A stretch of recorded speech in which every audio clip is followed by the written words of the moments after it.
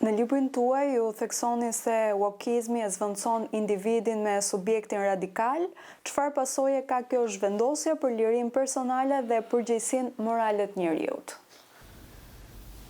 Shiko, kjo është pjetje vërtet interesante, sepse ku ishte filozofia e tyre? Filozofia e tyre është kjo. Filozofia e rizgjim ngrehuni, protestoni kundra pushtetit, kundra shoqërisë, e cila mbron vlera konservatore, të cilave ruajnë status quo, thonë këta e tjera. Dhe këta i bëjnë thirrje individit, duke u mbështetur përsëri tek ajo teoria e Jacques Derridas që individi ose realiteti s'është gjë tjetër vetëm është një krimtari sociale që zvendçohet. E bëjnë thirrje njeriut që ju duhet vetë korrigjoheni, duhet të ngriheni, se të mirën do ta gjeni vetëm duke mohuar këtë status quo, këto vlera, për shembull, ku qëndron konflikti me konservatorët, nëse konservatorët ruajnë në familjen, ose ruajnë atdheun, ruajnë kombin,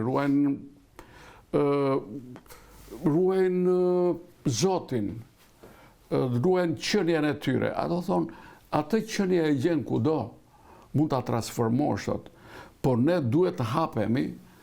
Ne këtu ka dhe anarkin brenda dhe duhet ta mohojmë këtë, sepse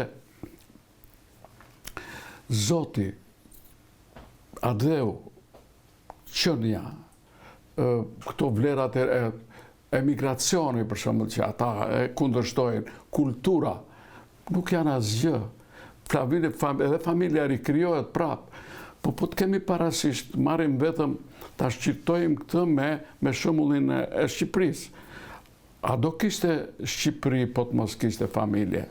Shko, po të lexosh historinë e Shqipërisë, që ka fillim dhe unë nxjerr një përfund një paradigmë, që ajo që dallohet nga shumë popull të tjerë është lufta ose mbijetesa, që nuk u asimiluan si popull. Kush e bëri? Kush e realizoi?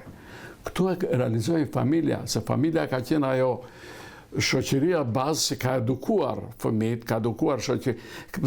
Ajo e ka krijuar bazën e edukimit fillimisht. Në qoftë se ne nuk do kishte kod zakonor, qoftë kishte kod familjar, qoftë kishte, a mund të kishte ekzistuar kombi shqiptar?